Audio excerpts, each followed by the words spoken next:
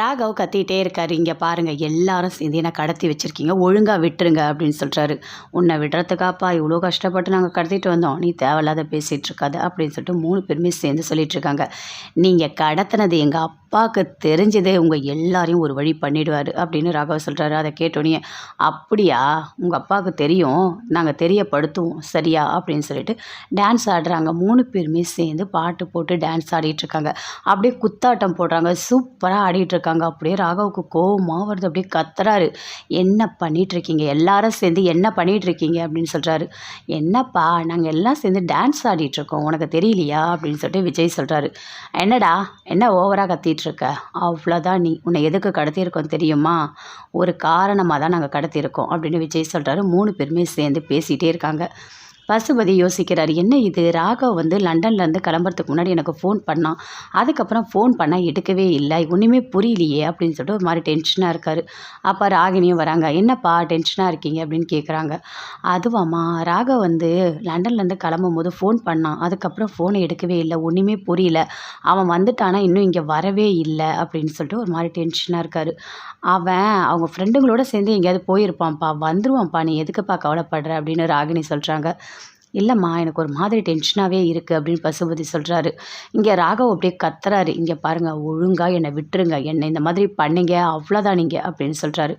என்னடா, என்ன கத்திக்கிட்டே இருக்கா, இப்போ என்ன உங்கள் அப்பா கிட்ட பேசணும் அவ்வளோதானே, இரு, அந்த ராகவ் அவன் ஃபோனே எடுங்க, அவங்க அப்பாவுக்கு ஃபோன் பண்ணலாம் அப்படின்னு சொல்லிட்டு ஃபோனை எடுத்து அவங்க அப்பாவுக்கு ஃபோன் பண்ணுறாங்க. இங்கே பாரு, நல்லா தெரிஞ்சுக்கோ, என்னை கடத்தியிருக்காங்க, அது மட்டும்தான் நீ சொல்லணும், நடுவில் ஏதாவது பண்ண என்ன பண்ணுவேனே தெரியாது அப்படின்னு சொல்கிறாங்க. அதே மாதிரி ஃபோன் பண்ணி அப்படியே வீடியோ கால் பண்ணி காட்டுறாங்க. அப்பா அப்பா அப்பா அப்பா என்னை கடத்திட்டாங்கப்பா அப்படின்னு சொல்லிட்டு ராகவ் அப்படியே கத்துறாரு. ஐயோ, யார் கடத்தினா அப்படின்னு சொல்லிட்டு அப்படியே பசுபதி கேட்குறாரு.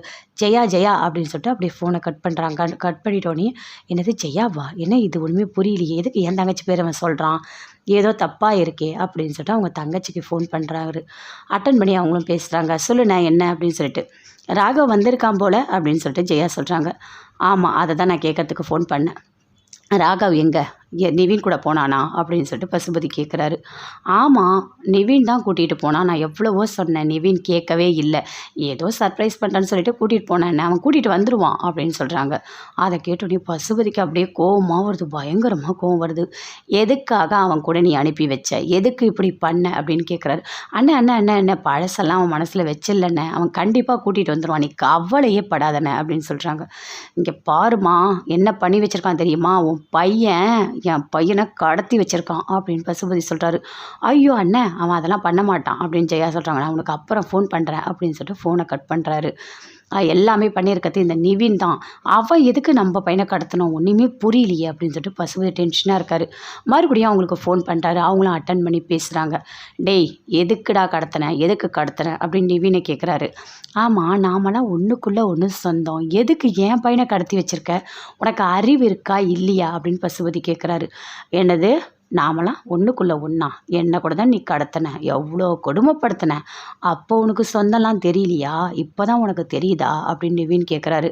இங்கே பாரு நிவின், நீ பண்ணுறது ரொம்ப பெரிய தப்பு, கண்டிப்பாக என் பையனுக்கு எதுவுமே ஆகக்கூடாது, அவனுக்கு ஏதாவது ஒன்று ஆச்சு உங்களை என்ன பண்ணுவனே தெரியாது அப்படின்னு பசுபதி சொல்கிறாரு. இங்கே பாரு, இன்னொருத்தர் கூட இருக்காங்க அப்படின்னு சொல்லிட்டு குமரனும் வராரு. டேய், நீயும் அங்கே தான் இருக்கியா, அப்போ 2 பேரும் சேர்ந்து இதெல்லாம் பண்ணியிருக்கீங்களா அப்படின்னு பசுபதி கத்துறாரு. 2 பேர் மட்டும் இல்லைப்பா, 3 பேர் இருக்கும் அப்படின்னு சொல்கிறாரு. என்னது 3 பேரா அப்படின்னு சொல்லிட்டு விஜயை காட்டாரு. விஜயும் அப்படியே பார்க்குறாரு. பார்த்துட்டு சொல்கிறாரு, என்ன, நான் தான் கடத்தினேன், இப்போ உன்னால் என்ன பண்ண முடியுமோ பண்ணிக்கோ, நல்லா தெரிஞ்சுக்கோ, எவ்வளோ தைரியம் இருந்தால் என் பொண்டாட்டியோட வீட்டை நீ வாங்கியிருப்ப, அதுவும் பொய் சொல்லி.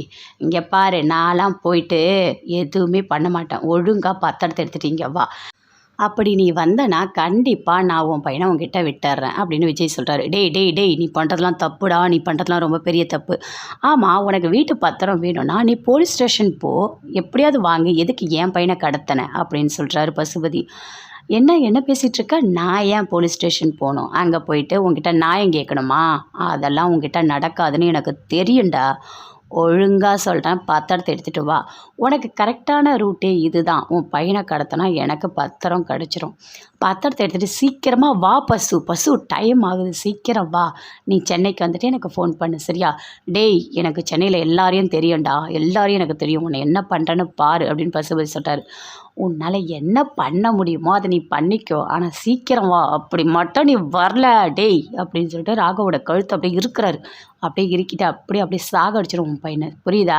ஒழுங்காக சீக்கிரம் வா அப்படின்னு சொல்லிட்டு ஃபோனை கட் பண்ணிட்டாரு. அப்பா எப்படியாவது ராகவை காப்பாற்றுப்பா, பாவம்ப்பா தம்பி அப்படின்னு சொல்கிறாங்க.